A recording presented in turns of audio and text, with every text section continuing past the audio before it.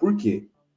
O Ferrarese, ele esteve muito perto, Senna, não sei se vocês concordam comigo, você e o Cinho, de complicar o confronto, cara. De complicar o confronto. Tanto lá quanto de volta. Porque ele teve muito perto de ser expulso. A arbitragem brasileira, provavelmente ele teria sido expulso. Não pelo primeiro pênalti. O primeiro pênalti é aquele lance que você fala assim... O que você quer que você faz? O que você quer fazer com o braço do cara? Você corta o braço? É um gesto, é um movimento normal dele, mas é indicado o pênalti. Beleza. O segundo pênalti, completamente desnecessário. O cara estava com o corpo virado para fora da área, né? Ele ia se direcionar para fora da área, ele vai e dá uma pegada no cara. E mais do que isso, Senna, ele toma um cartão numa falta no ataque. Depois, por uma simulação do cara, ele vai lá e encara o cara, peita o cara. No primeiro pênalti, ele já tinha gritado pro juiz.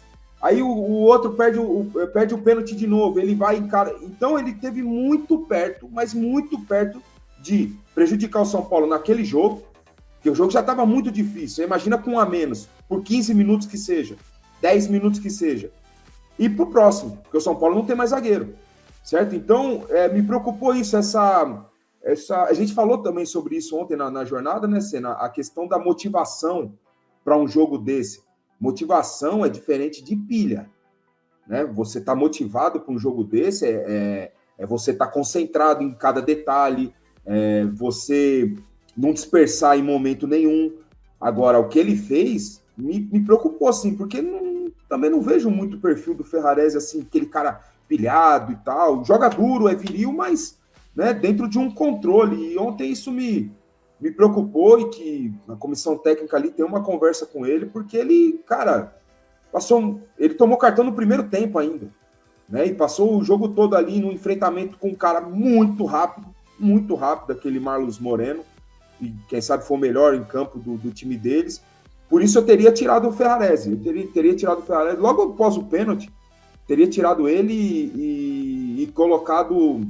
Não sei se o Mike e o Cedric, recuado o Cedric, porque o Cedric não tinha cartão e é um jogador que tem velocidade para estar ali no embate estaria, né? Em condições do embate com o Cedric, com o Marlos Moreno, né? Mas me preocupou, para você ter uma ideia, o nosso grupo do WhatsApp lá de 2005, em dias de jogo, assim, ninguém fala nada. Ah, você tá assistindo o jogo? Ontem o Chulapa, ele mandou assim... Ele escreveu, né? Alguém tá vendo o jogo? E, obviamente, que todo mundo tá vendo o jogo. Ele mandou um áudio. Aí foi todo mundo ouvir o áudio dele. Porra, tem que tirar esse cara. Esse cara vai nos fuder. Ele tá dando carrinho, ele tá... Porra. Só pra você ter uma ideia, preocupou até o Chulapa, pô. Com certeza ele já tava com os Danone na ideia. E ele ficou preocupado, pô. Pra gente ver o quanto que o Ferrarese ontem tava, na minha opinião, um pouco desconexo aí do jogo. Mas, no geral, Senna, trazemos para casa um grande resultado. E esse goleiro que a gente está precisando.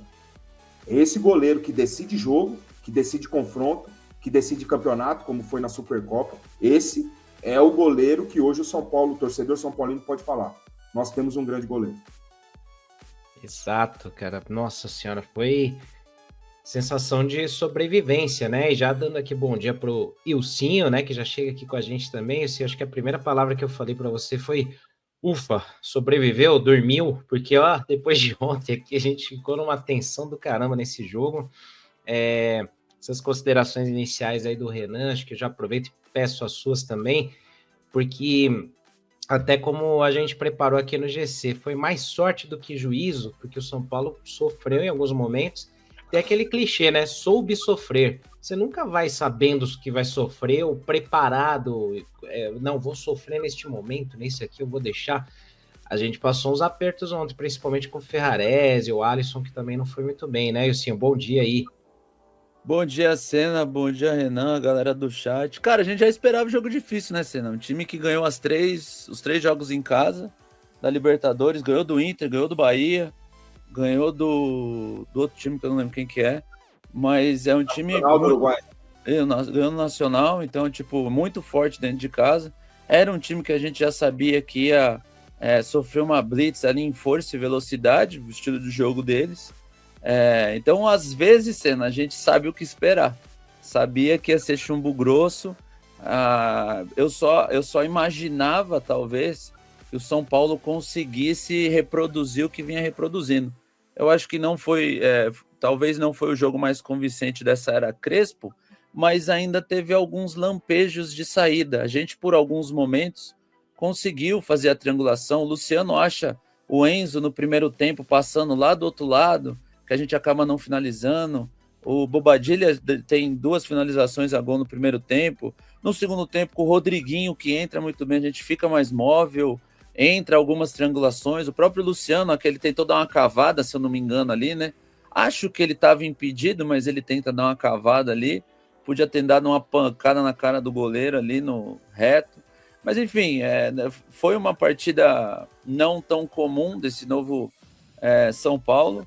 Mas, cara, como o próprio Renan disse, o resultado é muito bom, o 0-0 foi muito bom. O volume de jogo deles foi muito maior, mas, cara, sendo clubista, os caras podem até falar que eu tô protegendo o Crespo e tal, mas foi... Para mim, o segundo pênalti não foi. O cara força o contato ali, tá bom, o Ferrarese foi imprudente de tentar colocar o pé naquela bola que ia pro lado, para fora da área, mas eu acho que o cara força um contato ali, ele chuta igual o Vitor Roque chutou o Arboleda no pênalti do Palmeiras, não vi pênalti. Uma bola na trave foi de um chute fantasma, que o cara tava com o Cedric nas costas dele, ele joga a perna lá, pega bem, bate na trave, e o outro foi num rebote de escanteio. Era escanteio pro São Paulo, num rebote eles escaparam e chutaram a bola na trave. Então, tipo assim, como você mesmo disse, soube sofrer. Eu acho que o São Paulo sabia que ia sofrer, a gente esperava uma pressão, mas entre gregos e troianos, assim, eu acho que o time fez uma partida, cara, decente. Ok, se a gente pegar as oitavas de final do ano passado contra o Nacional do Uruguai, a gente fica 1 hora sem dar um chute no gol. A gente sofre uma blitz ainda maior. E ontem a gente tinha contra um time bem mais fraco. Contra um time bem mais fraco, respeitando o nível de enfrentamento. Então eu acho que o São Paulo, o Marcos Antônio participa muito, ele erra bastante, mas ele buscou jogo o tempo inteiro. O Bobadilla foi um pouco mais abaixo, eu acho que devido a essa pressão do adversário. Cara, eu acho que é mais boas notícias do que drama, sabe? A gente, como você disse, ufa, passou.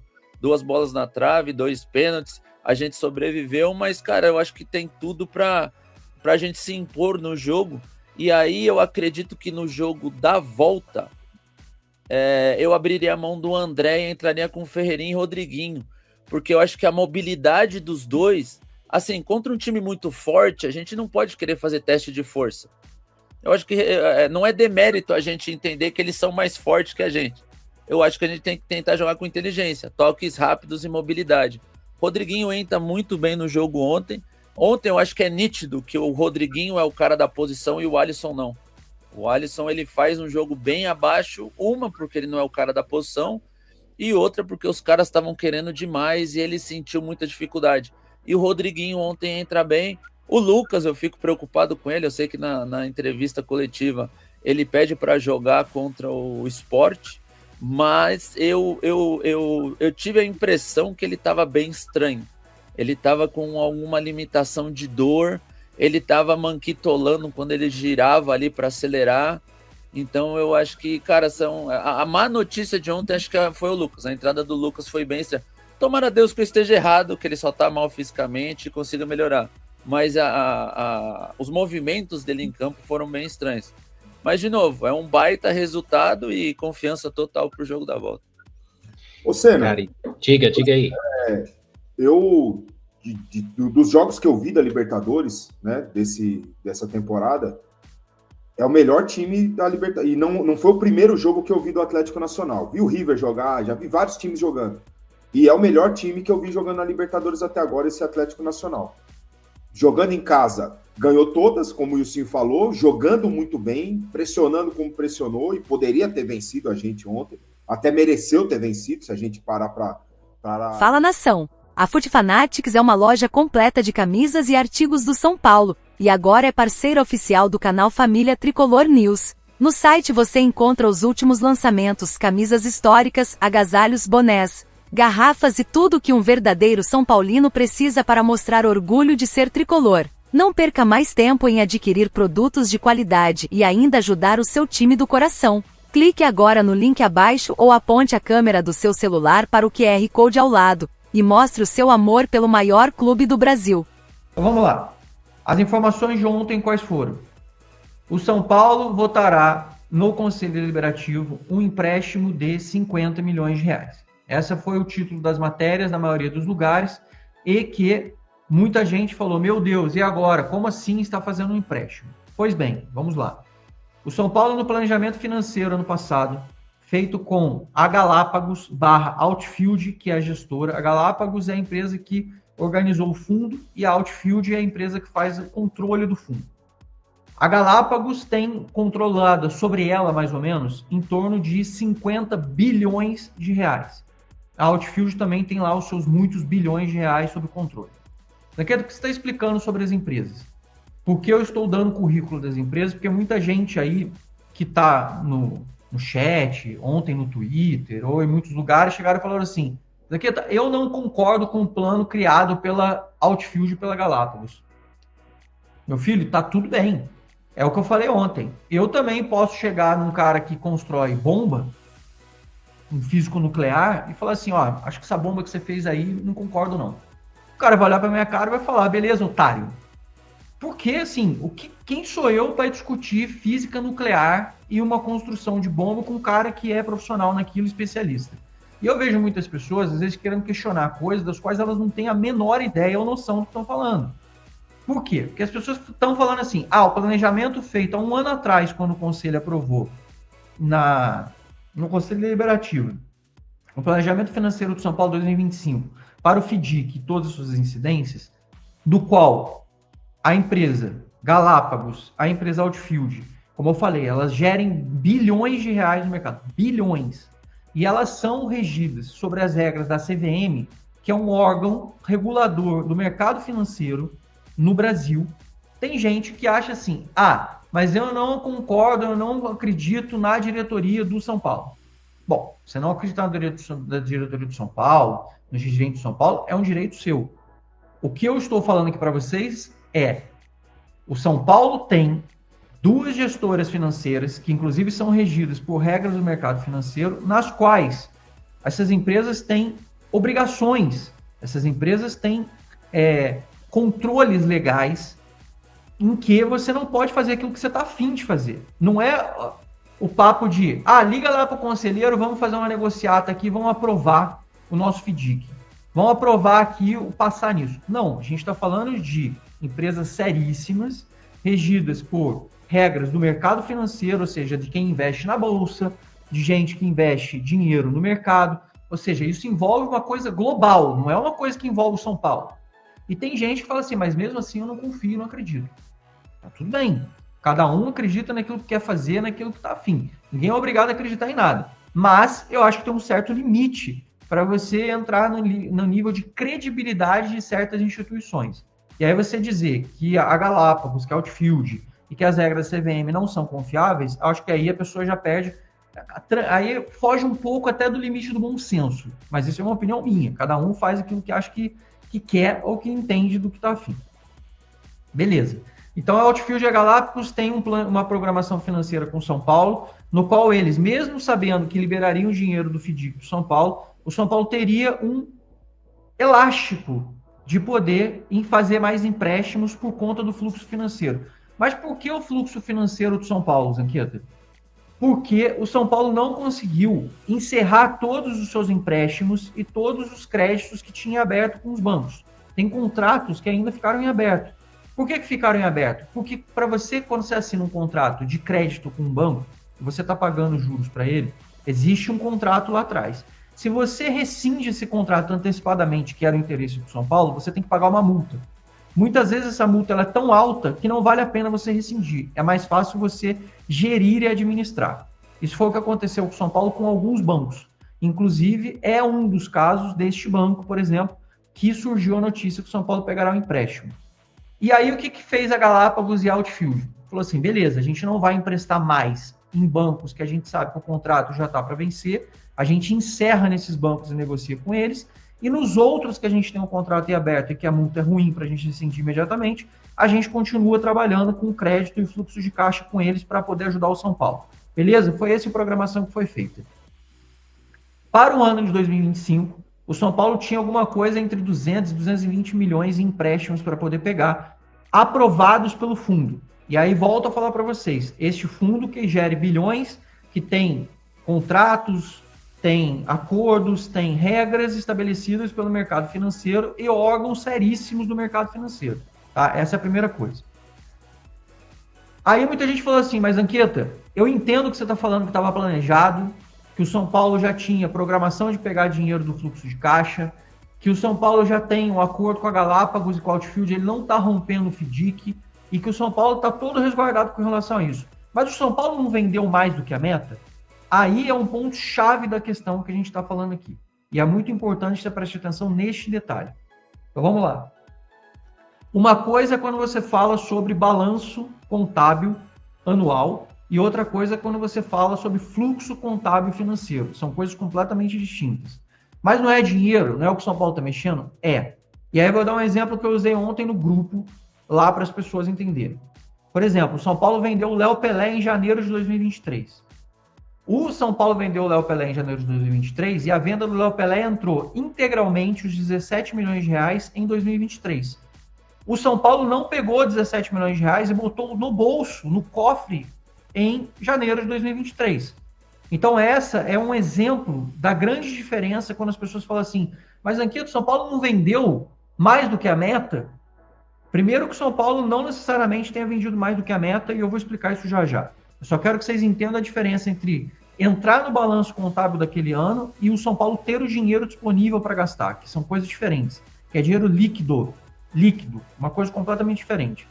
Então eu dei o exemplo do Léo Pelé. O São Paulo ganhou 17 milhões de reais na venda do Léo Pelé no balanço contábil, mas o São Paulo não recebeu dinheiro.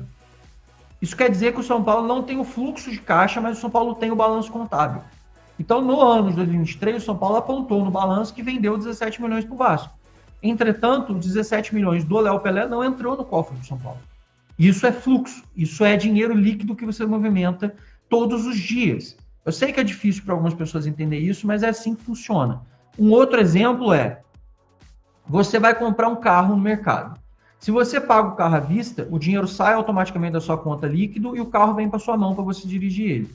Se você compra o seu carro via consórcio, empréstimo, parcelamento, blá, blá, blá, do jeito que você quiser, como você queira. O carro ele vem para tua mão, você pega a chave, você vira dono dele. Entretanto, o dinheiro não saiu da sua conta ainda, porque o seu fluxo de caixa ele está sendo pago paulatinamente ao longo do tempo. Essa é a diferença entre compra, venda, entrar no seu fluxo contábil e no seu fluxo de caixa.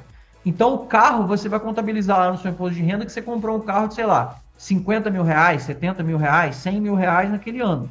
Você comprou o carro há 2 anos atrás, mas você não terminou de pagar ele ainda. Você está pagando ele até hoje. Isso significa que você está saindo do seu fluxo de caixa, mas o seu fluxo de caixa é diferente do balanço contábil. Você vai dizer que comprou ele em 2023, 2024, mas você está pagando ele até hoje. Isso é fluxo de caixa. Essa é a diferença que a maioria das pessoas confunde. Aí a gente volta para a dúvida da compra e da venda de jogadores do São Paulo. Vou tomar um gole d'água aqui que eu tô falando pra cacete, tá super seco aqui. Zanqueta, o São Paulo, no seu levantamento, ele vendeu 170 milhões de reais entre vendas e mecanismo de solidariedade. Perfeito. Esse levantamento foi feito por mim, eu assumo e concordo. Aí vem assim... Pausa de 5 segundos para pedir a sua ajuda ao nosso canal com o seu like e se inscrever se ainda não for um inscrito. No fim das contas, objetivamente, o São Paulo foi amassado? Foi. O São Paulo volta com um 0-0.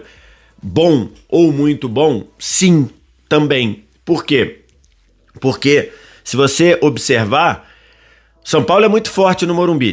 O Atlético Nacional perdeu todas na Libertadores fora de casa.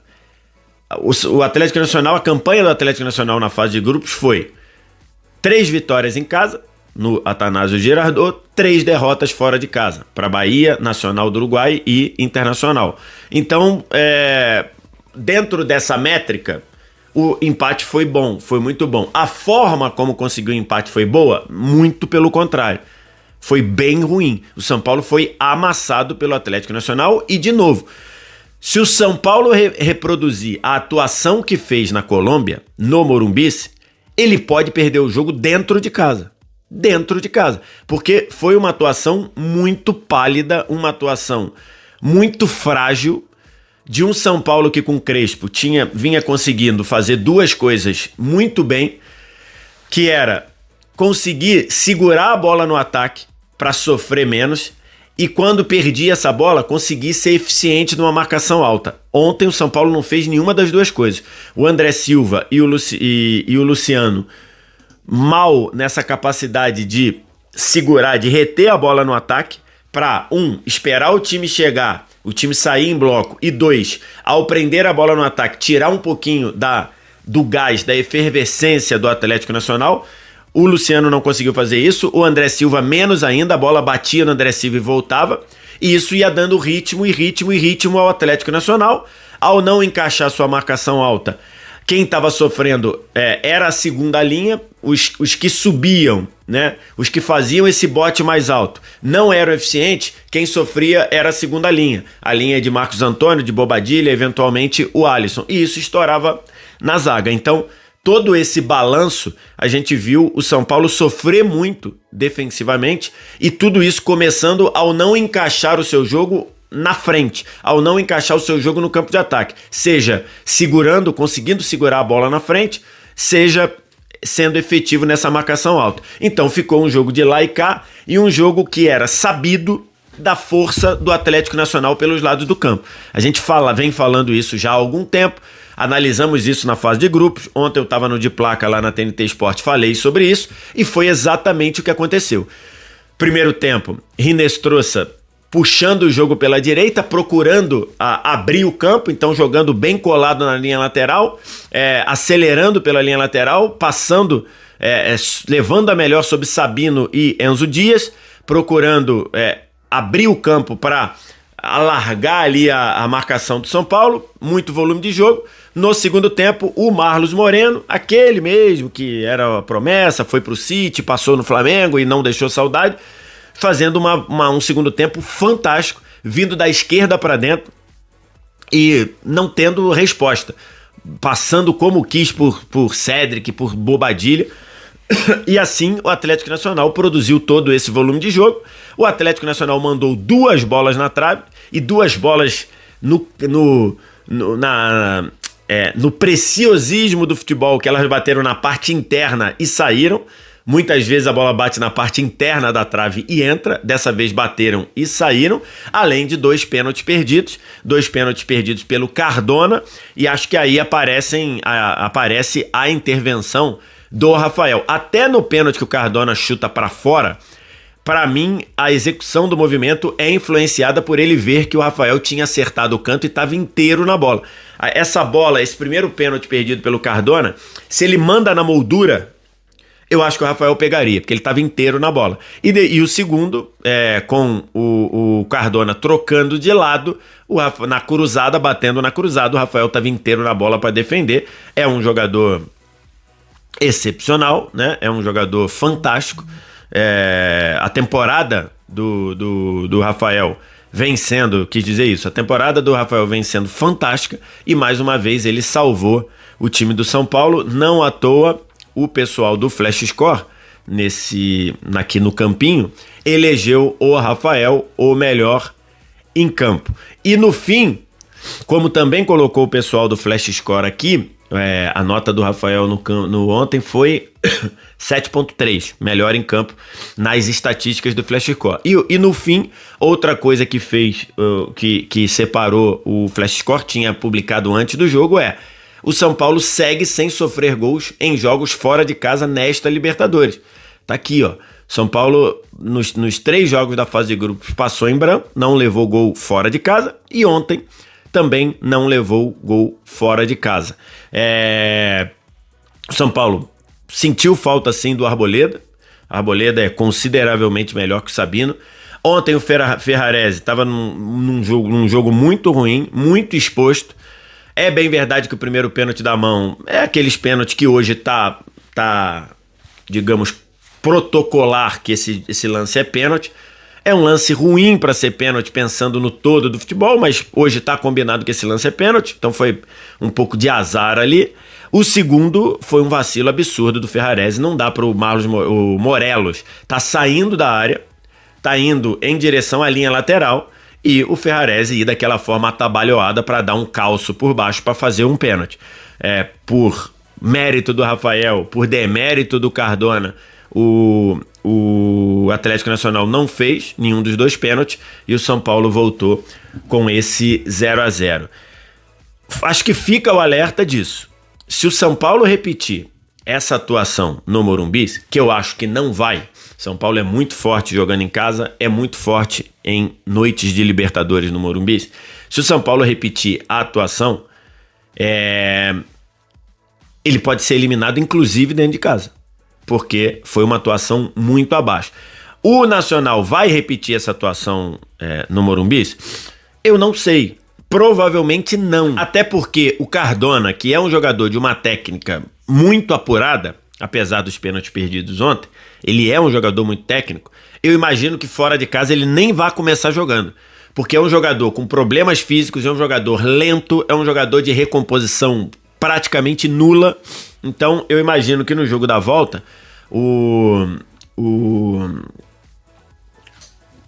técnico do Atlético Nacional deva vir com o Uribe começando jogando, né? O Gandolf deve vir com o Uribe e tirando o Cardona. Então seria um Atlético Nacional mais para contra-atacar, mais para acelerar. Inclusive ontem o lance da bola na trave do Hinestrosa, ele é um lance de contra-ataque fenomenal. Mesmo jogando em casa, o Atlético Nacional teve esse contra-ataque puxado pelo Marlos Moreno, pegando essa bola na meia esquerda e passando por todo mundo e acionou o Hinestrosa. E o Hinestrosa chutou na trave. Então, no jogo da volta, eu imagino que o Cardona não comece jogando, seja entre o Uribe, e aí tenha um meio campo de mais pegada, com Hinestrosa disparando pela direita e Marlos Moreno disparando pela esquerda, para eventuais contra-ataques. Então, se o São Paulo jogar sem conseguir produzir na frente, sem conseguir encaixar marcação alta, como foi na Colômbia, é um jogo de risco para o São Paulo, porque o São Paulo, como eu disse... O São Paulo oficializou a sua proposta por um craque argentino visando reforçar o elenco neste segundo semestre de 2025. Apesar das dificuldades financeiras, a equipe está no mercado da bola avaliando as melhores oportunidades para reforçar o grupo. Segundo informações compartilhadas, o tricolor oficializou uma proposta pelo meio-campista Gustavo Medina, como já havíamos publicado em outro vídeo aqui do canal. Porém, o que era especulação agora se tornou uma oferta oficial. A informação foi compartilhada inicialmente por Alexandre Zanqueta, que publicou: o clube negocia a contratação do argentino Cristian Medina, meio-campista do Estudiantes e que tem apenas 22 anos de idade. Passou por todas as categorias de base da seleção argentina, além de ser titular em seu time. O atleta em questão é um pedido do técnico Hernan Crespo. Medina vê com bons olhos uma vinda ao futebol brasileiro, pois o mercado acaba se tornando mais amplo e com maior possibilidade de ser notado por grandes clubes da Europa. Além de Medina, que o São Paulo tem buscado intensificar nas negociações, o tricolor assinou com outro gringo. Trata-se do jovem Matthew Alexei Dias Cervantes. O atleta já teve o seu nome publicado no bid da CBF. Dias assinou um contrato definitivo com o São Paulo válido até 24 de abril de 2027. Até lá, poderá mostrar serviço defendendo as categorias de base de Cotia visando uma promoção em definitivo ao profissional. O meio-campista se destacou pela base do Independiente Del Valle e posteriormente no Júniors. Ele se destaca pela versatilidade, visão de jogo e habilidade, características fundamentais para um meio-campo.